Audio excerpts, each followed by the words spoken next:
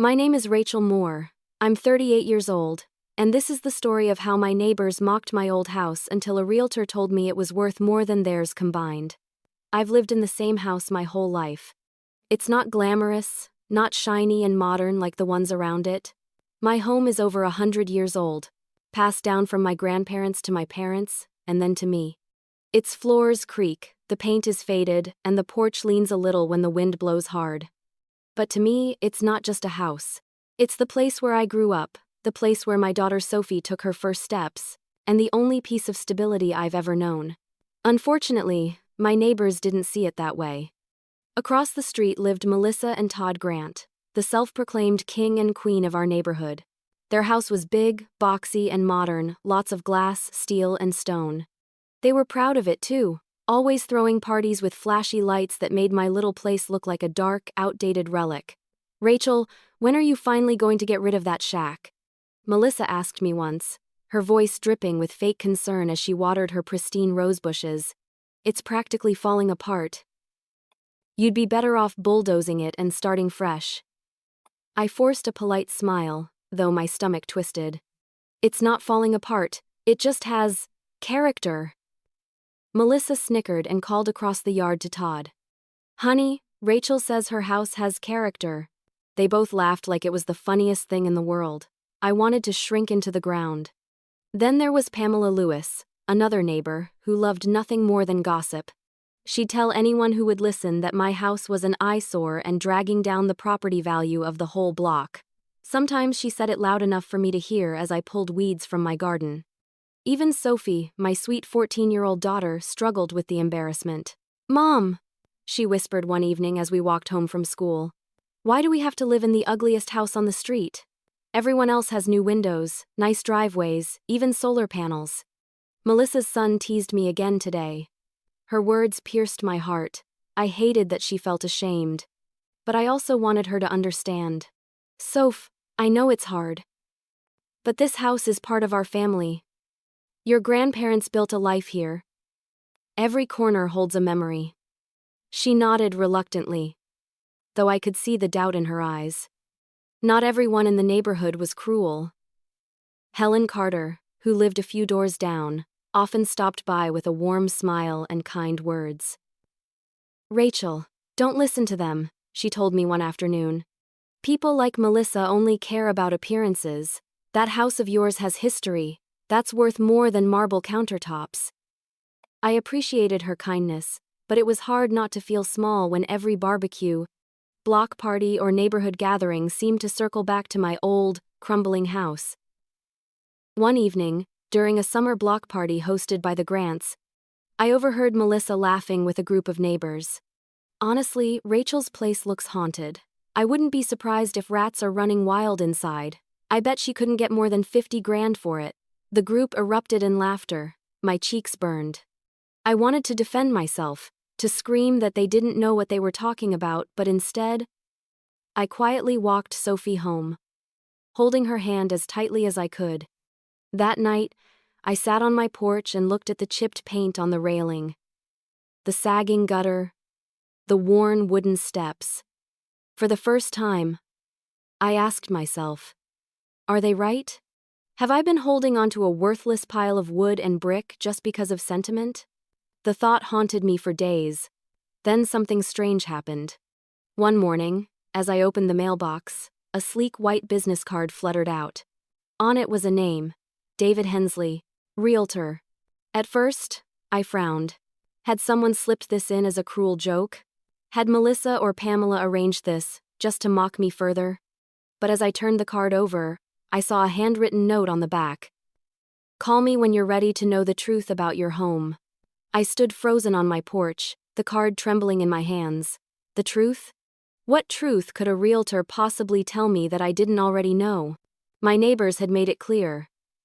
The house was ugly, outdated, and worthless. And yet, something about that note gnawed at me, and in that moment, I had no idea that this mysterious business card would lead to a revelation so shocking it would silence every single neighbor who had ever mocked me. If I thought the neighbors' mocking was bad before, it only grew worse in the weeks that followed. The Grants had a way of making sure everyone knew they thought their home was superior. Melissa, with her perfect nails and sharp smile, often staged conversations just loud enough for me to overhear when I was outside tending to my garden. "I don't know how she lives like that," she said one afternoon, adjusting the diamond pendant at her neck. "That place looks like it should be condemned." Todd chuckled, his voice carrying across the yard. "I'll bet when it rains, she needs buckets all over the floor." Laughter followed, sharp and cruel. My cheeks burned, but I kept pulling weeds from the flower bed. Pamela, the neighborhood gossip, chimed in. "I heard from someone at the grocery store that Rachel's house is bringing down property values on this entire block. If she doesn't do something soon, we're all going to suffer." Melissa gasped dramatically. "Can you imagine? People paying good money for homes like ours, only to see that thing across the street. It's a tragedy." Their words cut deep, and though I tried to keep my head high, Sophie wasn't so composed. She was coming home from school when she overheard them one day. Her face flushed, her fists clenched. "Mom," she hissed once we were inside. "Why do they hate us so much? Why do they care about our house?" I tried to soothe her, brushing the hair from her face. "They don't hate us, Soph. They're just shallow. They think a house is only about appearances. They don't understand what this home means to us." But I could tell she wasn't convinced. The humiliation deepened during the neighborhood barbecue, an annual event the Grants always hosted. Their yard gleamed perfect hedges, sparkling string lights, catered food. My house loomed in the background like an uninvited guest, its peeling paint and sagging porch a constant reminder of why I didn't fit in. Pamela cornered me near the drinks table, her voice syrupy sweet. "So, Rachel, any plans to finally sell that old thing? I heard you'd be lucky to get $100,000 for it. You could rent a nice little apartment, you know. Something that fits better." I forced a smile. "It's my home, Pamela. I'm not planning on leaving." Melissa swooped in, her wine glass clinking as she raised it. "To Rachel, the bravest woman I know. Living in a haunted house and calling it character." Laughter rippled through the crowd. My stomach turned. I wanted to vanish. But Helen, bless her soul, came to my rescue. She put a hand on my shoulder and said firmly, "Don't be ridiculous. Rachel's home has history. You can buy granite countertops, but you can't buy roots. Some of us actually value that." For a moment, the laughter dimmed. But Melissa quickly waved her off. "Oh please, Helen. History doesn't pay the bills." The conversation stung more than I wanted to admit. That night, as I sat on the porch with Sophie, I stared at the house. The faded shutters, the chipped paint, the uneven walkway, it all looked so small compared to the Grants' glowing palace across the street. "Mom," Sophie whispered, her voice barely audible. "What if they're right? What if we're holding on to something worthless?" Her words pierced me. I wanted to reassure her, to tell her this house was priceless. But deep down, doubt gnawed at me. Was I just clinging to the past out of fear of change? That night, after Sophie went to bed, I found myself pacing the living room. My eyes drifted toward the kitchen counter where the realtor's cards sat, untouched. David Hensley. The handwritten note on the back seemed to mock me now. "Call me when you're ready to know the truth." Was I ready? I imagined Melissa's smug face if I called and learned the house was truly worthless. She'd never let me live it down. But what if he saw something they didn't? What if the truth wasn't what they thought? The next morning, I found myself staring at the card again. My fingers traced the ink, my pulse quickening. And as I held that card, my heart torn between fear and hope, I realized one choice could change everything, either proving the neighbors right or silencing them forever. Every time I thought about giving up on my house, I remembered the history inside its walls and the people who had built it before me. My parents used to say the house wasn't just built of wood and nails, but of memories. They weren't wrong.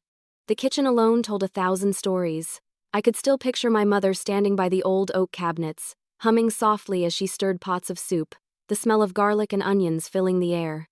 Sophie loved when I told her that story, how Grandma never used a recipe book, just instinct and love. The living room had the old fireplace, the heart of our family. I remembered Christmas mornings when I was a child, rushing down the stairs to find stockings stuffed with candy, my father grinning in his flannel pajamas as he filmed everything with his camcorder. The brick was worn now, the mantel chipped, but to me it was a relic of joy. Even the creaky staircase had meaning. My father used to joke that it was his alarm system. No one could sneak out or sneak in without the house tattling on them. As a teenager, I hated that staircase. Now, I wouldn't trade it for all the polished marble stairs in the world. Outside, the garden held even deeper memories. My father loved roses. Every spring, he'd plant new bushes, tending them carefully until the yard exploded with color. Melissa might have her designer landscaping now, but her flowers had no story. Ours were planted by a man who believed that beauty mattered, even when money was tight. I tried explaining this to Sophie one evening after she confessed again how embarrassed she felt. "Sweetheart," I said gently. "I know this house doesn't look like much compared to the others. But your grandparents built their lives here. Every corner holds their love. When you laugh in the living room or when we bake cookies in the kitchen, you're part of their story too." She looked down at her hands. I don't want people to think we're poor, Mom."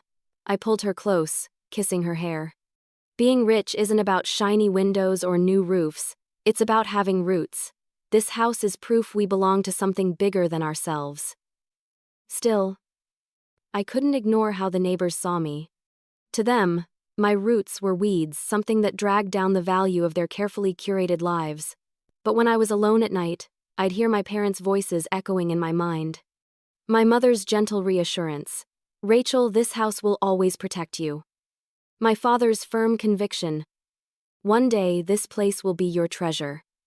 At the time, I never understood what they meant. To me, it was just home. But now, with the weight of ridicule pressing down on me, those words haunted me. Treasure. What treasure could possibly be found in peeling paint and leaking pipes? One night, after a particularly cruel encounter with Todd, he'd smirked as he said, "You're living in a time capsule, Rachel. One day you'll realize you wasted your life here." I sat on the porch and closed my eyes. I remembered the day my parents signed the deed over to me. My mother had held my hand, tears in her eyes. "Rachel," she said softly, "this house is more than wood and stone. It's where love lives. Promise me you'll never forget that." I promised. And despite every cruel word from Melissa, Todd, or Pamela, I knew I couldn't abandon that promise. The next morning, I shared more stories with Sophie about the time her grandfather had carried me on his shoulders to paint the top of the porch, or how Grandma once rescued a stray cat who lived on the roof for weeks before becoming our pet. Sophie laughed, her eyes shining, and for a moment, the embarrassment seemed to fade. Still, the neighbors' jeers weighed heavy. My parents' words gave me strength, but even I wondered. Was I clinging to the past while everyone else moved forward? That was the night I pulled out the realtor's card again. David Hensley. His words, "Call me when you're ready to know the truth," suddenly felt heavier, almost prophetic. Could it be that my parents were right?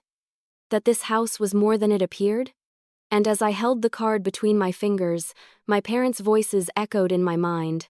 "This house will be your treasure one day."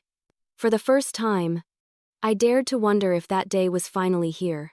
Owning an old house wasn't just about memories, it was about constant repairs, and every breakdown felt like another reason for my neighbors to laugh at me. The first real issue came with the roof. One night, after a heavy rainstorm, I woke to the sound of dripping.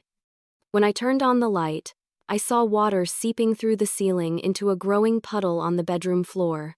Sophie, half asleep, rushed into my room, her eyes wide. "Mom, it's leaking!" I grabbed pots and pans, placing them under the dripping spots, while rain hammered against the roof like it was trying to break through. I wanted to cry. Repairs like this cost thousands, money I didn't have. The next morning, as I dragged the soaked buckets out to the porch, Todd happened to be outside washing his shiny new SUV. He looked at the water-stained pots and smirked. "Let me guess, roof leaks again? Rachel, you really ought to do yourself a favor and tear that place down. You're living in a dump." Melissa, stepping out with her perfect hair and flawless manicure, added, "Honestly, I don't know how you stand it. If I were you, I'd be embarrassed to let my kid live in that place." My hands trembled as I carried the buckets inside. Embarrassed? Oh, I already was.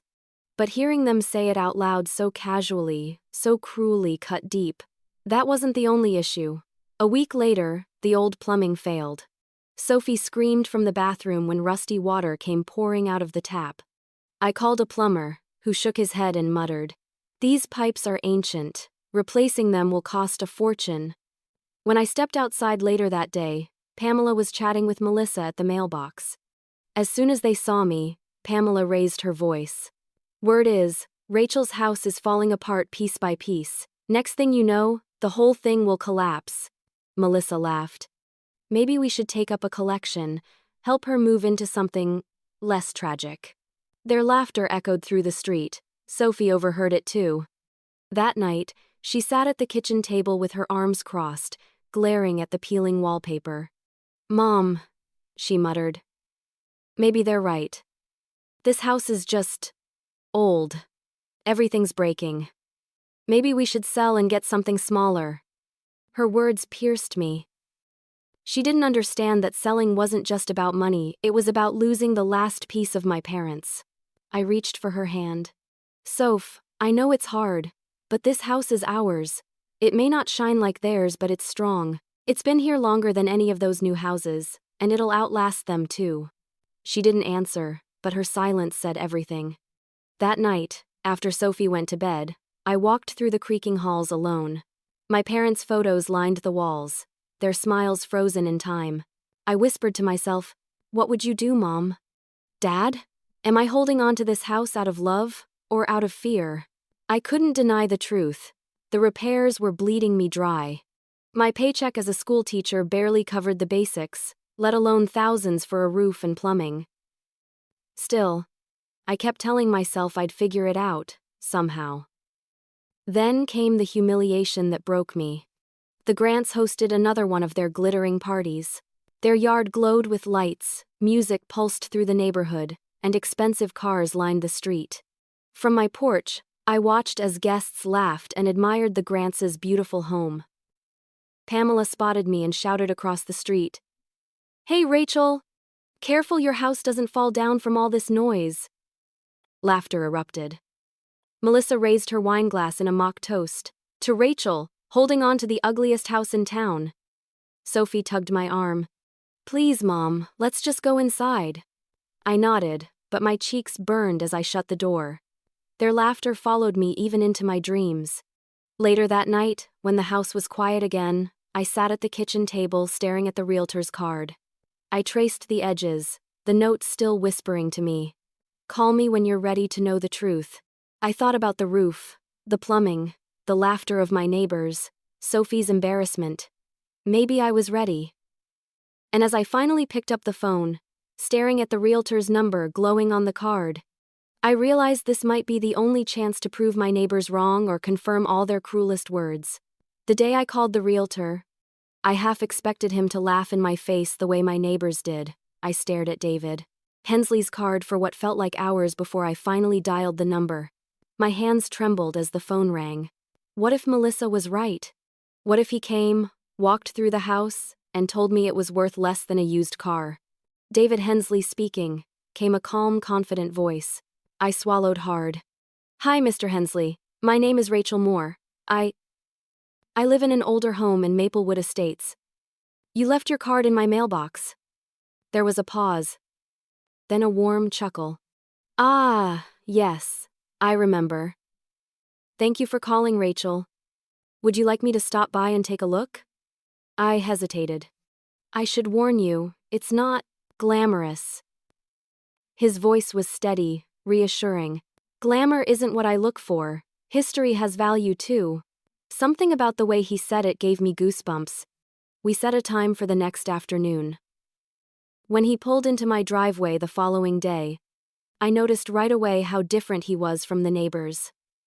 No flashy car. No designer sunglasses. Just a neatly pressed suit, a leather briefcase, and a sharp, observant gaze. Melissa, of course, noticed too. She was outside trimming her rose bushes. And the moment David stepped out of his car, she called across the street, loud enough for the whole block to hear. Well, looks like Rachel's finally getting rid of that shack. Todd appeared a second later, smirking. Better hope they pay you to haul it away. I clenched my jaw and forced myself not to respond. David, to his credit, didn't even look their way. He walked up the porch steps, extended his hand, and said, "Rachel, a pleasure to meet you." "Likewise," I murmured, embarrassed already. As I let him inside, I braced myself for the inevitable. The sighs, the head shakes, the comments about peeling wallpaper and creaky floors. Instead, he walked slowly through the house, running his fingers along the wooden banister, tapping the old oak door frames, studying the plaster walls. "This staircase," he said, thoughtfully, hand-carved oak. "They don't make them like this anymore." I blinked. "Really?" "I just think of it as the creaky staircase my dad hated." David smiled faintly. "Creaky, yes, but original, solid. This craftsmanship is rare in modern homes." In the kitchen, he paused at the cabinets. "These are walnut, not particle board. They could be restored beautifully." I followed him nervously from room to room. With each observation, my heart fluttered between hope and disbelief. At one point, Sophie peeked from the hallway, curious. "Mom, what's he doing?" "Just looking," I whispered. David crouched to examine the baseboards and smiled at her. "Young lady, did you know your house is likely older than everyone else's on this street combined?" Sophie's eyes widened. "Really?" He nodded. "This home was built with materials most people couldn't afford today. It's more than just old, it's historic." Melissa, spying through her window across the street, must have seen David gesturing animatedly inside my living room, because within minutes Pamela was on her front porch, craning her neck to see. Their curiosity was almost comical. But I couldn't shake my nerves. "Mr. Hensley," I said cautiously as he finished his tour, "please be honest. Is this house worth anything, or are my neighbors right?" He closed his notebook and looked at me with a steady gaze. "Rachel, this is not just any house. This property has potential far beyond what you realize. I'd like to do some research before I give you numbers, but..." He paused, almost smiling. "You may be sitting on a gold mine." My knees nearly buckled. "A gold mine?" Sophie gasped. "See, Mom? I told you it's not worthless." But I wasn't ready to believe. I had been mocked and belittled for so long that hope felt dangerous. Still, the way David spoke with such confidence and certainty lit something inside me I hadn't felt in years. As he packed up his briefcase, Melissa marched across the street, feigning innocence. "So, Mr. Realtor," she called sweetly, "how much is the dump worth? I'm dying to know." David didn't even blink. "That information is confidential." Melissa's smile faltered, and I couldn't help but notice the faintest smirk tugging at his lips as he turned back to me. "I'll be in touch very soon. Don't lose faith in this house just yet." When he left, I stood frozen in the doorway, Melissa glaring at me from her perfect yard. For the first time in years, I felt something other than humiliation. I felt curiosity. And as I closed the door behind him, my heart pounded with the possibility that everything my neighbors believed about my house might be dead wrong. For days after David's visit, I couldn't think of anything else. His words echoed in my head. "You may be sitting on a gold mine." I tried not to get my hopes up. It was easier to believe my neighbor's cruel remarks than to imagine a future where my house was actually worth something. Still, every time I looked at the old banister or the heavy oak doors, I found myself wondering, what if David's right?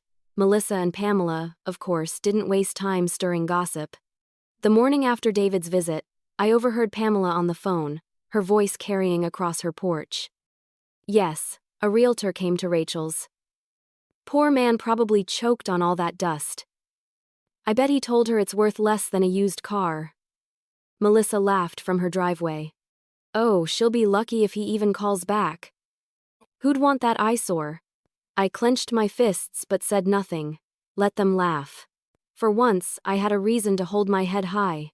3 days later, David called. "Rachel," he said, his tone brisk but warm.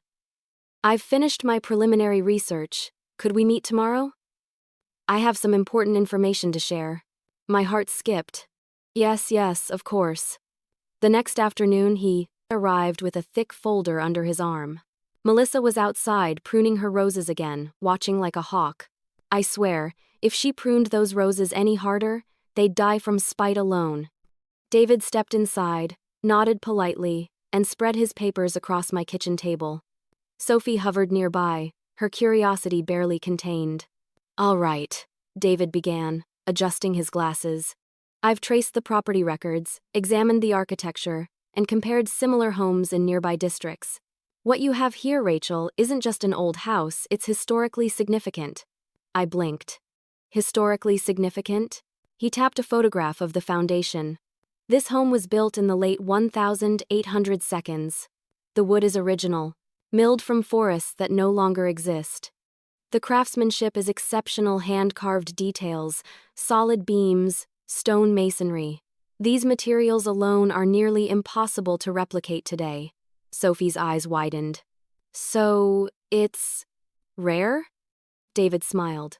"Very rare, and more than that, the location matters. Developers have been eyeing this area for years. Your lot is larger than any on this block, and combined with the house's historical value, that places you in a very unique position."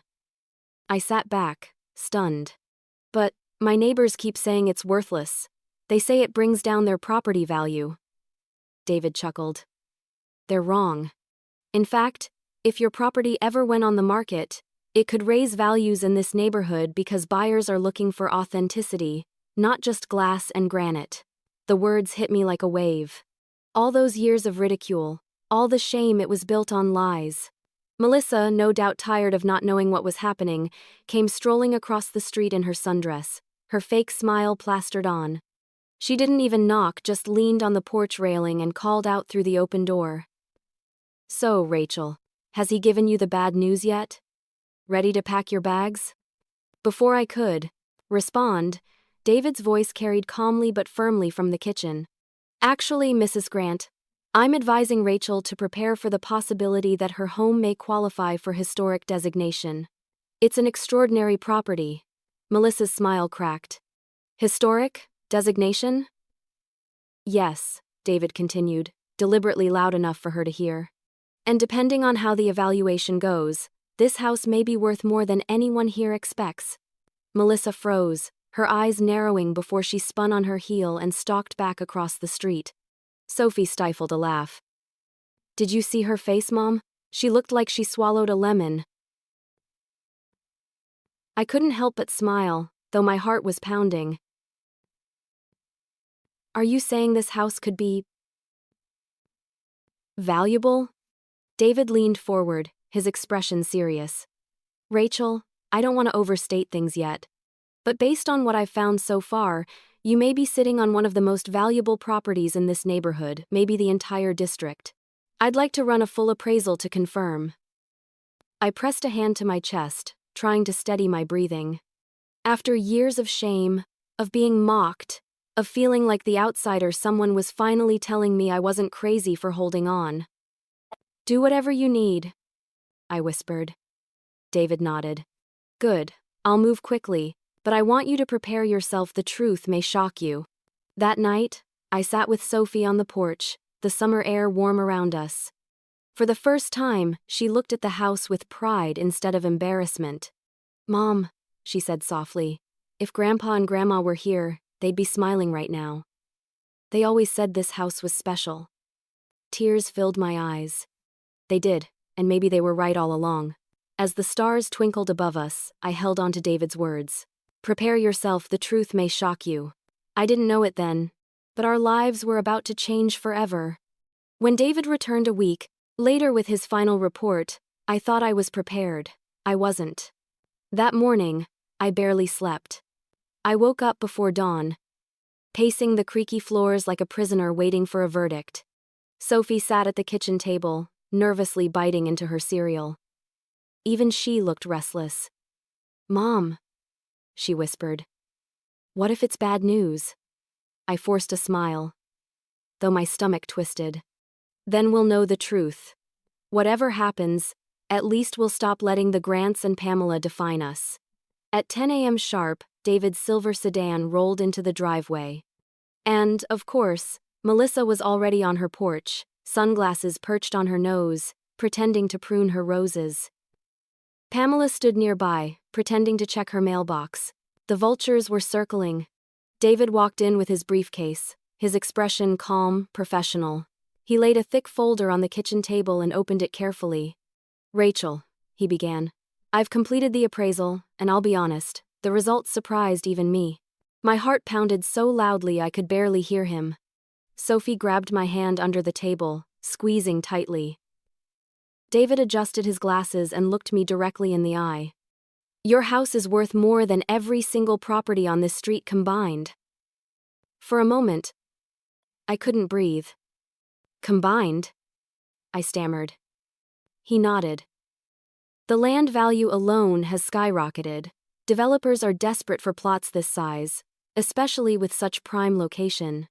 On top of that, the architectural significance of your home makes it a candidate for historical designation, which adds even more value. Frankly, Rachel, this house could fetch millions." Millions.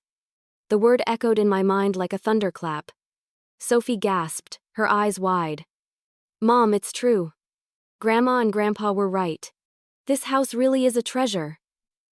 I sat there stunned, staring at the cracked linoleum floor, the chipped cabinets, the sagging porch I'd cursed so many times. The house I thought was my biggest shame was actually my greatest strength. David slid a document toward me. "Here's the written appraisal. Conservative estimate. $4.2 million.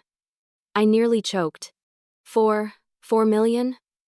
David smiled faintly. "And that's conservative. With the right buyer, or if you choose preservation, you could see more." Tears filled my eyes. For years I had felt like a fool, clinging to this ugly, worthless house while my neighbors mocked me. And now? Now, it was worth more than Melissa's palace, Todd's smug SUV, Pamela's gossiping tongue, all of it, combined. Melissa, who had inched closer to my porch to eavesdrop, must have caught David's words, because she suddenly froze mid-step, her pruning shears clattering to the ground. Pamela's jaw dropped, her mail spilling onto the sidewalk. Sophie giggled, whispering, "Mom, did you see their faces?"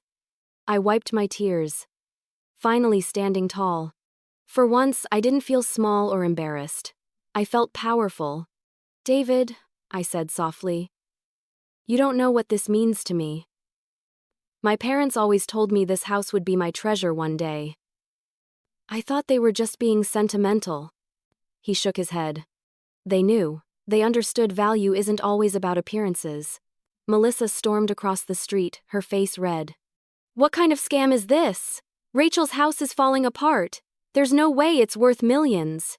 David turned toward her, his expression calm but firm. "Mrs. Grant, I'm a licensed realtor with 20 years of experience. The appraisal is legitimate. Whether you believe it or not doesn't change the facts." Pamela sputtered. "But her roof leaks." David chuckled softly. "A leaky roof doesn't erase history, and history is priceless." Melissa stood frozen, her mouth opening and closing like a fish, before she spun around and stomped back across the street. I couldn't help it, I laughed, really laughed. For the first time in years, their words couldn't touch me. Sophie threw her arms around me. "Mom, you did it. You proved them wrong." But deep down, I knew it wasn't just about proving them wrong. It was about reclaiming my pride, honoring my parents' legacy, and finally realizing that what I had wasn't shame, it was power. That night, after David left, I sat on the porch with Sophie. The air was cool, the stars bright. She leaned her head on my shoulder and whispered, "I'm not embarrassed anymore, Mom. I'm proud." Tears rolled down my cheeks as I kissed her hair. "Me too, baby, me too." And as the whispers of envy spread through the neighborhood, one truth became undeniable. The house they mocked was worth more than all of theirs combined, and it wasn't done changing my life yet. It didn't take long for the news to spread by the end of the week. Everyone in the neighborhood was talking about my old house. Melissa was the first to fan the flames. Though she'd stormed away from David's appraisal red-faced, she couldn't help herself. She gathered her friends for coffee at her gleaming kitchen island and began with a sneer. "Did you hear the nonsense David Hensley told Rachel Moore? He claims her falling-apart house is worth millions." Millions. Can you believe that scam? Pamela, of course, ate it up. "I don't buy it for a second. I mean, her roof leaks, her pipes are ancient, no way that dump's worth more than my place." But not everyone was convinced. Helen, ever the voice of reason, overheard them at the cafe later that week. "Actually," she said, sipping her coffee calmly, "David Hensley is one of the most respected realtors in the county. If he says Rachel's house is valuable, it's valuable." Pamela blinked, taken aback. "But more than ours? Combined?" Helen smiled faintly.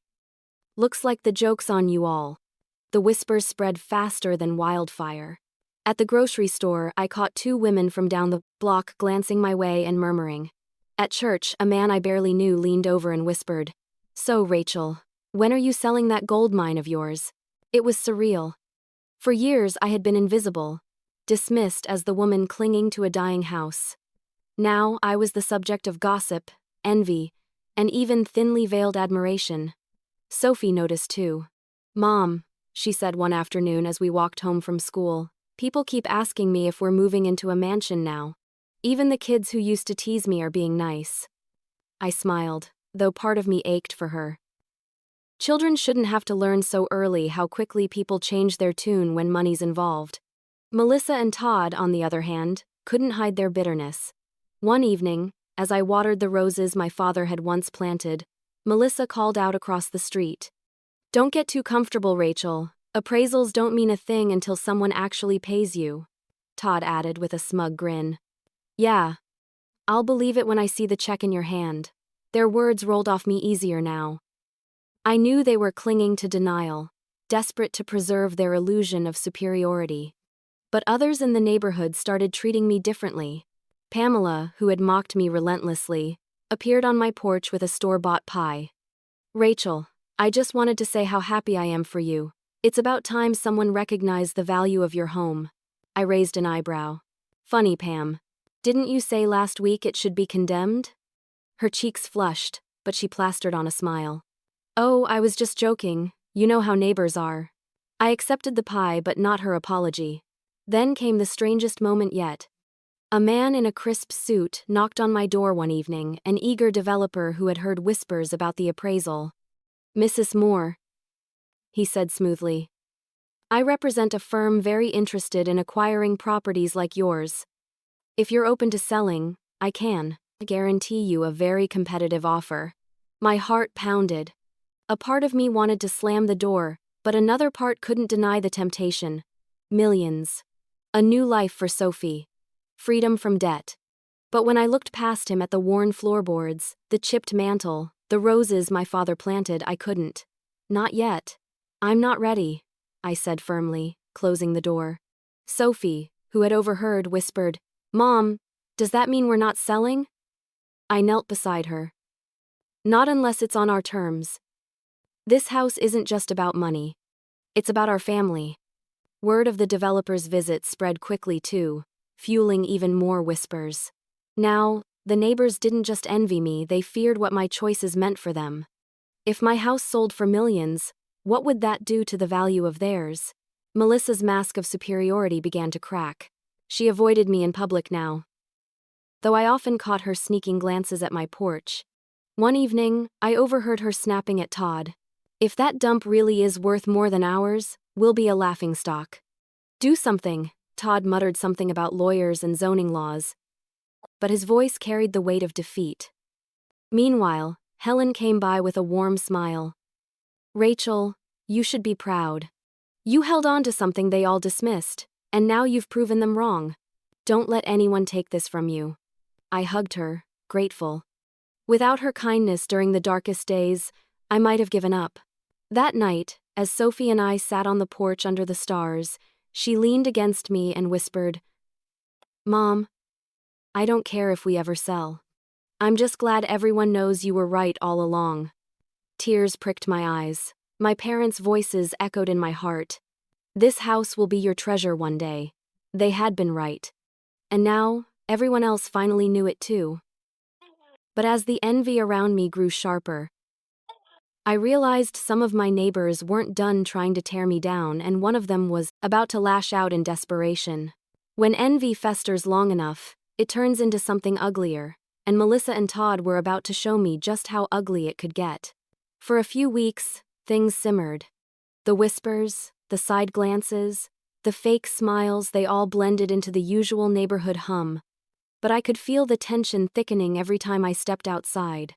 Pamela, ever the gossip, had practically switched sides. She would wave at me, her voice dripping with forced sweetness. "Rachel, dear, if you ever want company for tea, I'm right across the street." I smiled politely but never took her up on it. I knew she was only after crumbs of gossip to chew on, but Melissa and Todd? They weren't just bitter, they were furious. It started with small digs. When I left for work in the morning, Melissa would say loudly enough for Sophie and me to hear, "Money doesn't buy class." Todd chuckled along, muttering, "Some people just get lucky." I ignored them. Or at least, I tried to. But ignoring bullies only works for so long. One Saturday I was in the garden trimming back the roses my father had planted. Sophie was sitting on the porch, sketching in her notebook. It was peaceful until Melissa stormed across the street, her heels clicking on the pavement like gunshots. "Rachel," she barked, her face twisted in anger, "we need to talk."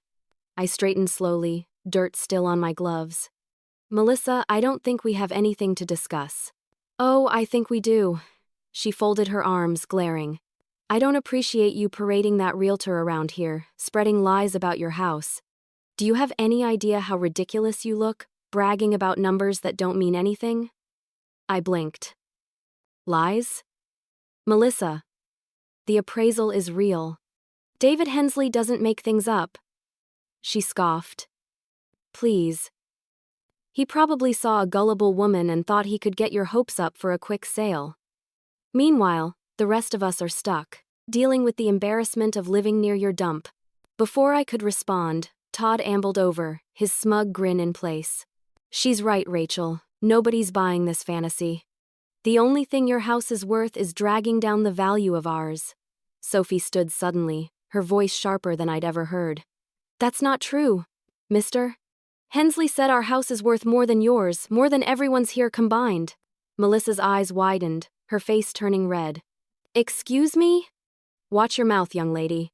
I stepped forward quickly, placing a protective arm around Sophie. "Don't you dare speak to my daughter that way." Todd smirked, but his voice dripped venom. "Careful, Rachel. Pride comes before the fall. Don't start thinking you're better than everyone else just because some realtor threw you a bone." Something inside me snapped. For years, I had swallowed their insults, held my tongue, forced smiles while they mocked me. But no more. I pulled off my gloves and met their eyes squarely. "You know what, Melissa? You've mocked me for years. You've called my home worthless, called me embarrassing, and tried to humiliate me in front of this entire neighborhood. But now that the truth is out, you can't stand it. And you know why? Because my worthless dump is worth more than your glass palace will ever be." Melissa's mouth opened and closed like a fish gasping for air. Todd's grin faltered. Before they could respond, a familiar voice called from behind me. "Is there a problem here?" David had just arrived, briefcase in hand. He looked between us calmly, then fixed his gaze on Melissa and Todd. Melissa sputtered, "Yes, there's a problem. You've been filling Rachel's head with nonsense. Everyone knows that house is falling apart, and you're making it sound like it's some kind of treasure." David's expression didn't waver. "It is a treasure.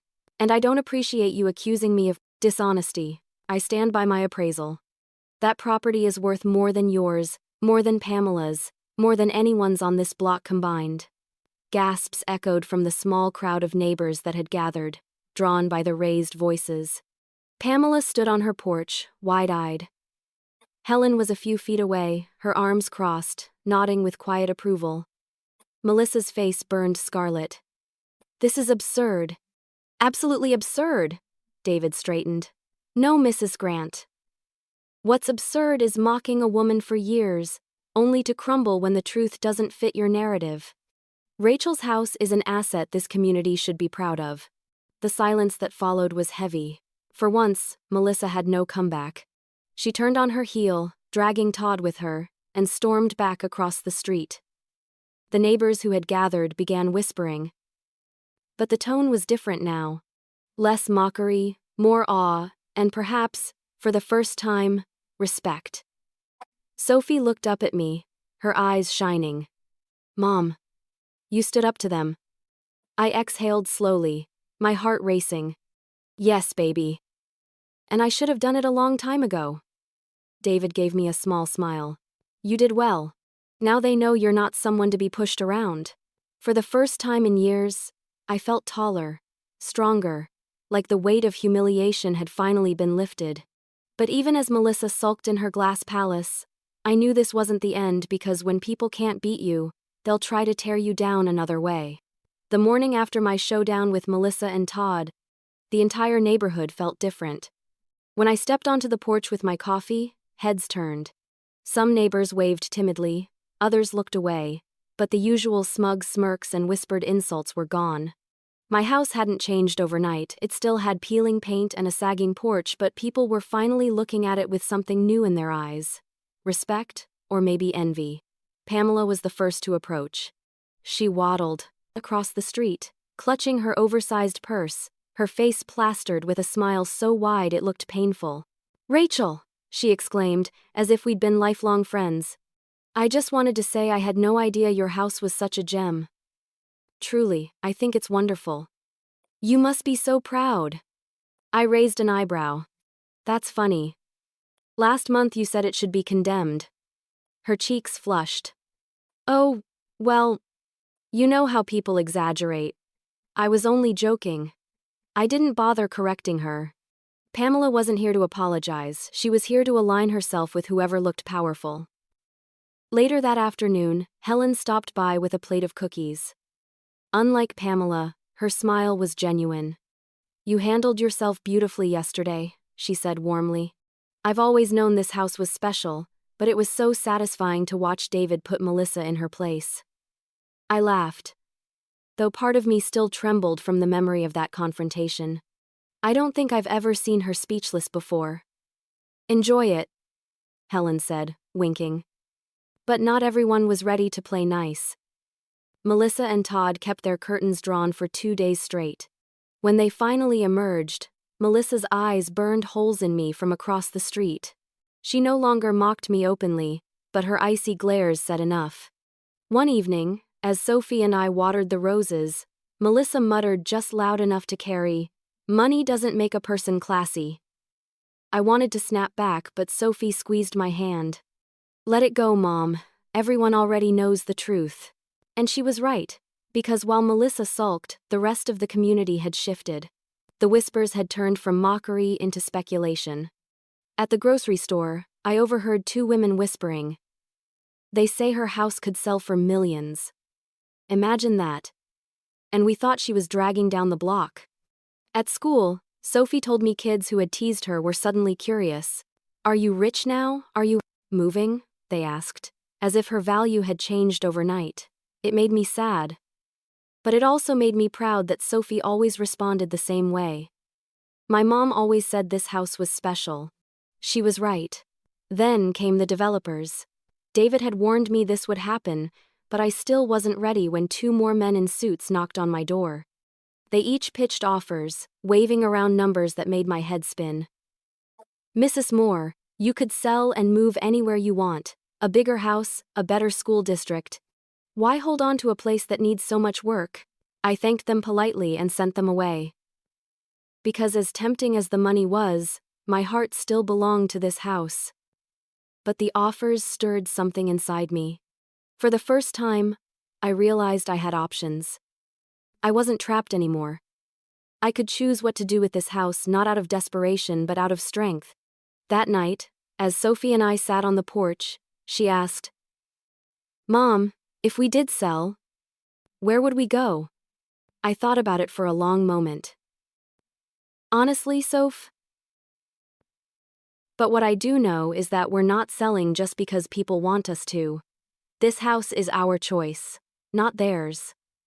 Her smile was small, but proud. Good. I like it here, even with the creaky floors. The next Sunday at church, an older woman stopped me after the service. Rachel, she said kindly, don't let anyone make you feel small again. You've got something none of them can buy, roots, and roots always outlast envy. Her words stayed with me. Meanwhile, Melissa's bitterness only deepened. At a neighborhood association meeting, she tried to bring up property values, her voice dripping with sarcasm. It's just so unfair, she complained, that one house could suddenly claim to be worth more than all of ours combined. I mean, really, how reliable is that appraisal? David, who had been invited to speak about market trends, calmly shut her down. Mrs. Grant, the numbers don't lie. Rachel's property is exceptional, and nothing will change that. The murmurs of agreement around the room silenced Melissa. I caught Helen smiling at me across the crowd, her eyes gleaming with pride. That evening, Sophie asked, Mom, does this mean people finally respect us? I thought about it, then shook my head. Maybe. Or maybe they just respect what we own. But that doesn't matter, Sophie. What matters is that we respect ourselves. And as I tucked Sophie into bed that night, I realized something powerful. For the first time in years, I wasn't surviving in this house, I was thriving.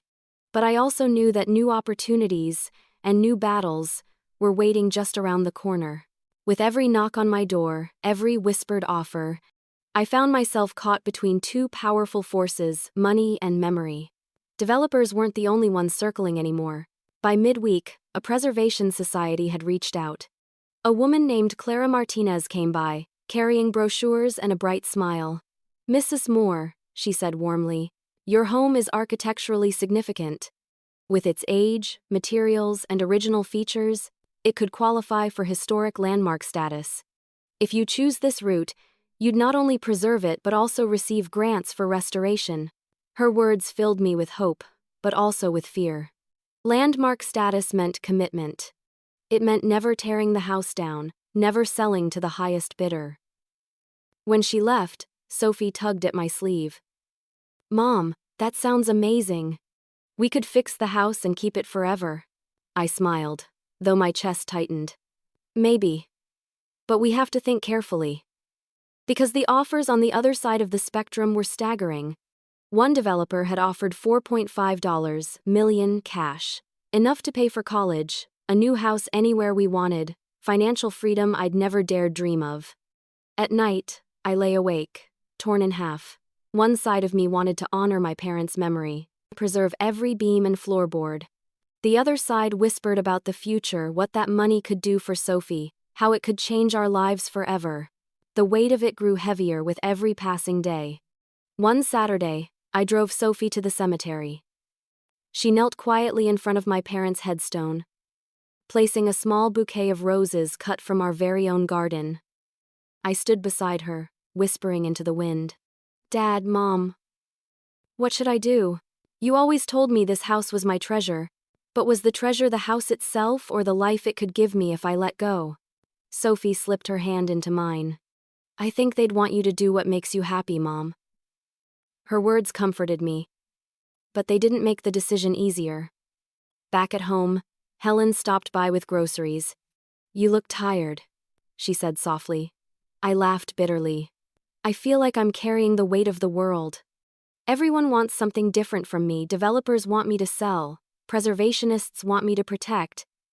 Neighbors want me to fail. I don't even know what I want anymore. Helen put a hand on my shoulder. Rachel, this house has always been yours, not theirs. Whatever choice you make, it's not about proving them wrong anymore. It's about building the life you want. That night, I sat in the living room, staring at the fireplace. My parents' voices echoed in my head. This house will be your treasure one day. I finally understood.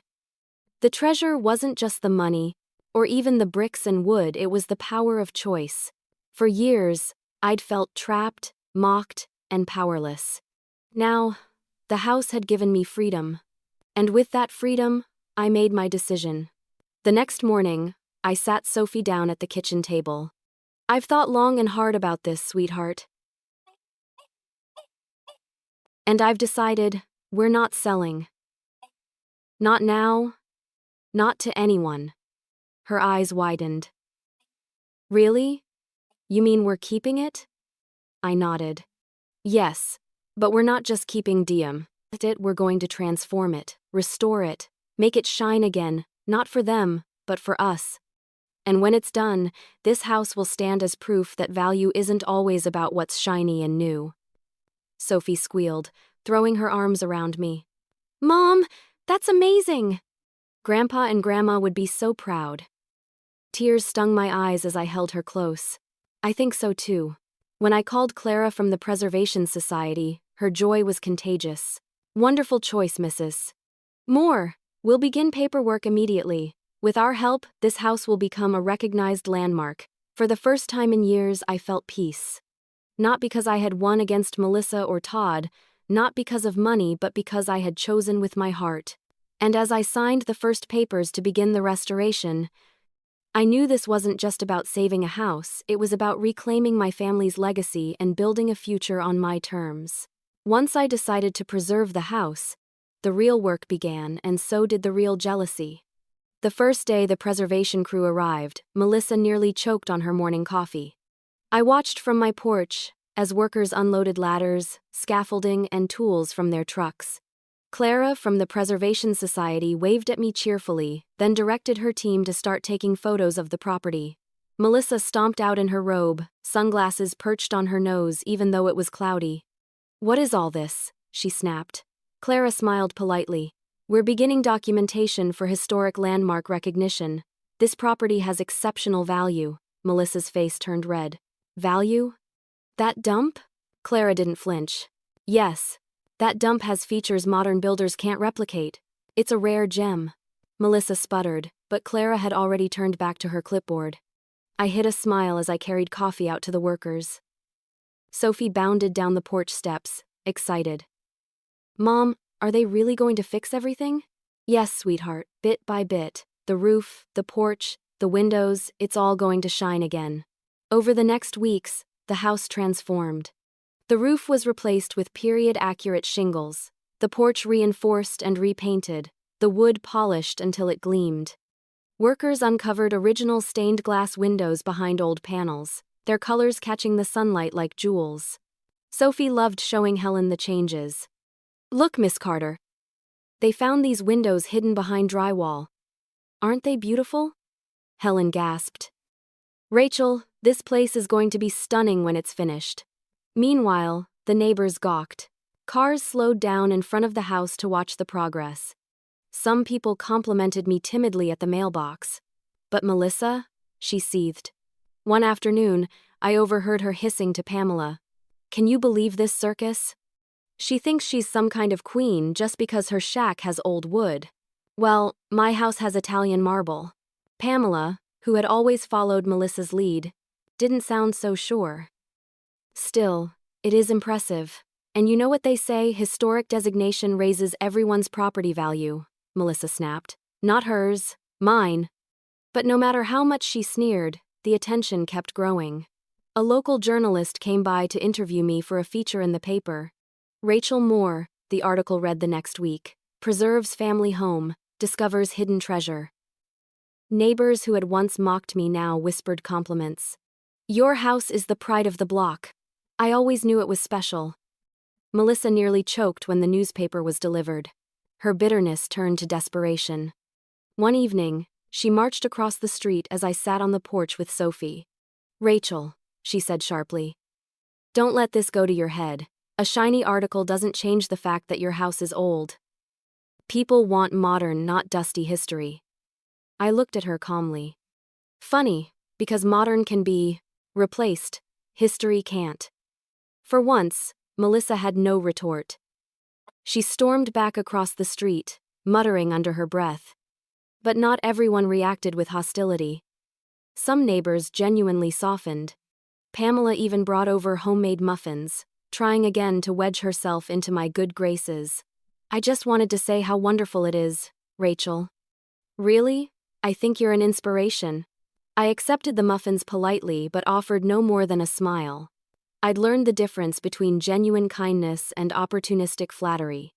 Through it all, Sophie blossomed. She started inviting friends over proudly, showing off the stained glass windows, the restored fireplace, the polished floors. "This is our historic house," she told them with pride. "No more embarrassment, no more shame." For me, every repair felt like breathing life back into my parents' legacy. Each board polished, each nail hammered, each wall repainted whispered to me, "You made the right choice." And yet, I could still feel Melissa's eyes burning holes into my back every time I stepped outside. The more beautiful my house became, the more Melissa's envy grew, and deep down, I knew it was only a matter of time before she tried to strike back again. For years, Melissa and Todd had mocked me, but nothing prepared me for the day they came knocking on my door. By late summer, the restoration was nearly complete. The porch gleamed with fresh paint, the stained glass windows glistened like jewels, and the garden bloomed in colors that reminded me of my father's steady hands. Every time I walked up the front steps, pride surged in my chest. Neighbors no longer whispered insults, they whispered admiration. Cars slowed to take photos, local magazines requested features. The Preservation Society confirmed the home would receive landmark recognition within the year. Sophie beamed every time a friend said, "Wow, your house is amazing." She no longer walked with her head down. She strutted proudly. But not everyone celebrated. The Grants' house, once the jewel of the neighborhood, now looked cold and lifeless compared to mine. Shiny, yes, but soulless. And Melissa knew it. One evening, just as Sophie and I were settling in for dinner, a sharp knock rattled the door. When I opened it, there they stood, Melissa and Todd. For the first time, their confidence was gone. Melissa's smile was brittle, her hands clasped too tightly in front of her. Todd's usual smirk was replaced by a strained grimace. "Rachel," Melissa began, her voice unusually soft, "we'd like to talk." I leaned on the doorframe, wary. "About what?" Todd cleared his throat. "About our property. We've noticed how much attention your place is getting. The appraisal, the paper, the landmark recognition. It's impressive." Melissa jumped in quickly. "And we were wondering if you could give us some advice, how to raise our property's value, maybe connect us with your realtor." I nearly laughed. The same people who had called my home a dump, who had sneered at me for years, were now asking me for help. "Advice?" I repeated slowly. Melissa nodded eagerly, though her eyes betrayed her resentment. "Yes, we thought maybe we could add some historic touches. Or, I don't know, make our place stand out the way yours does." Sophie, standing beside me, whispered under her breath, "Unbelievable." I crossed my arms. "Melissa, for years you told me my house was worthless. You mocked me in front of the whole neighborhood. And now you want me to help you?" Melissa flushed crimson. "That was before. We didn't know." "We were wrong," Todd muttered. "Everyone makes mistakes." I let the silence stretch, savoring the moment. For so long I had been at their mercy, humiliated, ridiculed, diminished. Now the tables had turned. Finally, I said, "Here's my advice. Stop worrying about appearances. You built your house to impress, not to last. Value isn't about what's shiny today, it's about what still matters tomorrow. You can't fake history." Melissa's lips tightened. Todd looked like he'd swallowed something sour. "So, you won't help us?" Melissa asked stiffly. I shook my head. "You don't need my help. You need humility." For a moment, I thought she might explode. But instead, she forced a smile, muttered a thank you, and dragged Todd back across the street. Sophie burst into laughter the moment the door shut. "Mom, did you see their faces? That was priceless." I chuckled, though part of me felt a pang of pity. Melissa had built her entire identity on being superior, and now she was the one left scrambling. Still, I couldn't forget the years of cruelty. And I wouldn't let her rewrite history just because mine was finally shining. Later that week, the Preservation Society hosted a small ceremony in front of my house to announce its official nomination. Neighbors gathered, reporters snapped photos, and Sophie clutched my hand proudly as Clara gave a short speech about legacy and history. Melissa stood at the edge of the crowd, her face stiff, her arms folded. She didn't clap, but she stayed. She watched. And I knew it burned her that the community now admired the house she had once mocked. That night, as I sat on the porch watching the stars, Sophie leaned against me. "Mom, you know what the best part is?" "What's that, baby? You didn't just prove them wrong. You proved yourself right." Tears stung my eyes. She was right. For years I doubted myself, questioned whether I was foolish to hold on. Now, the truth was undeniable. And as the neighbors whispered about Melissa's downfall and my rise, I knew the final step was yet to come, the day I would invite them all into the very house they once mocked. There's a certain satisfaction in welcoming people into a home they once called worthless and watching them eat their words with every step they take inside. By autumn, the restoration was complete. The house stood tall, proud, and beautiful, its colors fresh, its wood polished, its stained glass windows glowing like jewels in the evening sunday. For the first time in decades, it looked as grand as it had in my grandparents' days. Clara from the Preservation Society suggested hosting a neighborhood gathering to celebrate its official recognition. At first, I hesitated. Why invite the very people who mocked me? But then I realized it wasn't about them. It was about me, Sophie, and the promise I had kept to my parents. So I sent out invitations. When the evening arrived, I decorated the porch with lanterns, lit candles in the windows, and baked pies just like my mother used to. Sophie strung fairy lights across the garden, the roses glowing softly under their twinkle. Neighbors trickled in, curiosity painted across their faces. Helen arrived first with a warm hug, her eyes shining with pride. Pamela came next, carrying a tray of store-bought cookies and wearing her most exaggerated smile. Others followed, murmuring compliments as they stepped through the freshly painted doorway. The gasps began almost immediately. "Look at this woodwork! Those windows, are they original?" I had no idea it could be so beautiful. Every comment filled me with quiet satisfaction. Not prideful arrogance, not revenge, just validation. My parents had been right. This house had always been a treasure. Melissa and Todd were the last to arrive. She wore a forced smile, her eyes darting everywhere but at me. Todd mumbled a hello, his usual smugness nowhere to be found. "Welcome," I said evenly, meeting Melissa's eyes. "Come in." Inside, the house buzzed with chatter. Clara gave a short speech about history, resilience, and the importance of preserving roots. Sophie stood beside me, her head high, glowing with pride. When the applause faded, I cleared my throat. "I just want to say a few words. For years, this house was mocked. People told me it was worthless, that I should tear it down. But this house isn't just wood and nails, it's memory. It's sacrifice. It's the love of my parents and the laughter of my daughter. And now, it's proof that value isn't always what you see on the surface." The room grew quiet. Even Melissa stood still, her lips pressed tight. I smiled softly. "This house taught me something important.